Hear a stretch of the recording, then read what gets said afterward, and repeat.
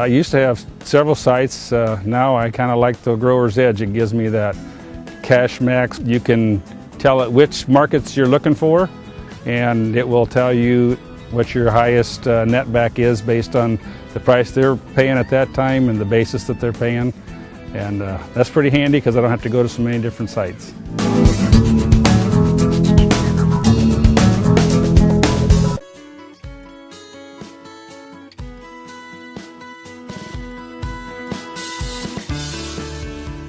Hi there, welcome to GrainTV. It's the Friday edition, January 23rd. We had a mixed day of trade.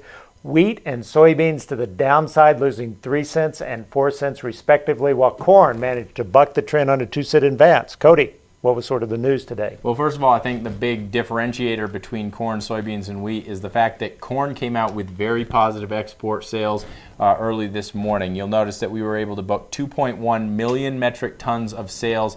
That is twice what the analysts were expecting, so that's very positive. It's a marketing year high, and I think one of the reasons why we were able to really hang in there when you look at the positive price action here for corn.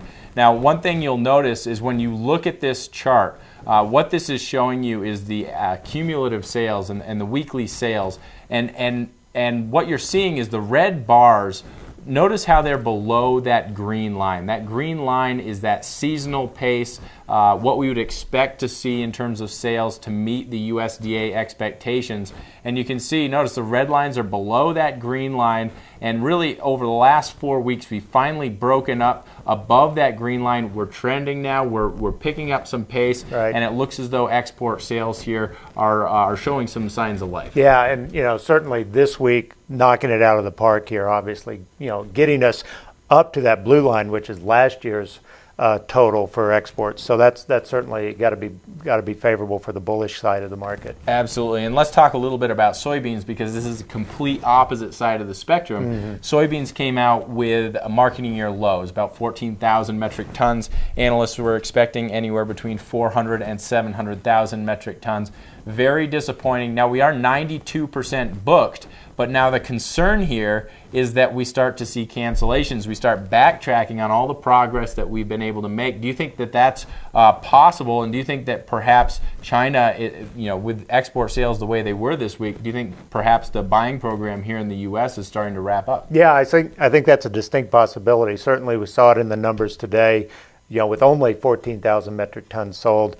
And certainly last week and this week even, we saw some cancellations by China. So, I think we have to be ready for the prospect of cancellations by China being more prominent as we head through the rest of this marketing year, and that could be detrimental for the bean market. Absolutely, and keep an eye on this chart here. What you'll notice is that we are way ahead of pace to meet USDA expectations. Red lines are well above that green actual sales the projected sales, what we'd expect to see around this time of the year. It's well ahead where we were last year as well. So we do have very good sales right now, but the question is, will we be able to continue adding to those sales? And if we start moving lower, we could very well see some cancellations. Yeah, but, exactly. Kevin, one thing that we have going on here that I'd like you to talk a little bit about is that grain marketing update here for the University of Maryland. Yeah, any of you on the eastern part of the country, I'll be speaking next Friday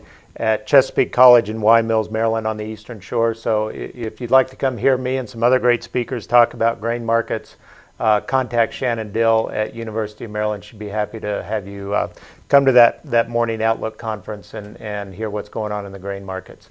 Let's take a look at the cash market. And this week in particular was a pretty slow week. We talked a little bit in the middle of the week about how basis and soybeans was really ramping up. We saw a bit of that back off yesterday, and then today we saw a little bit of improvement. So it's really sort of a seesaw market along the river. Beans, moving higher, 5 to 10 cents on one day, backtracking a little bit. But overall, it was pretty much a slow week on average. Corn was only up a penny, soybeans up 2 cents. We're not seeing much movement at ethanol plants this week.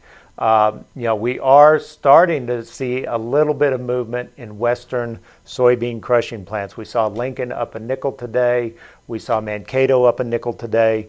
So I'm suspecting that this big drop in the soybean market may start to pinch off some pipeline supplies. So we may see some uptick from those soybean plants as they start to scramble a little bit for supplies. But right now, still pretty constant basis levels, not seeing much movement at the end user point. That sounds fair enough. Guys, thanks a lot for tuning in. If you have any questions about what we talked about today, give us a call at 877-472-4607. Remember, if you haven't done so already, go ahead and start a free trial. It's a 14-day trial. You get access to the trading platform, the Grain Hedge trading platform on your desktop. You also get a mobile platform. You can monitor those quotes on the go and actually trade on the go too. So it's a very powerful tool for producers out there. We look forward to seeing you next week. Thanks a lot and have a great weekend.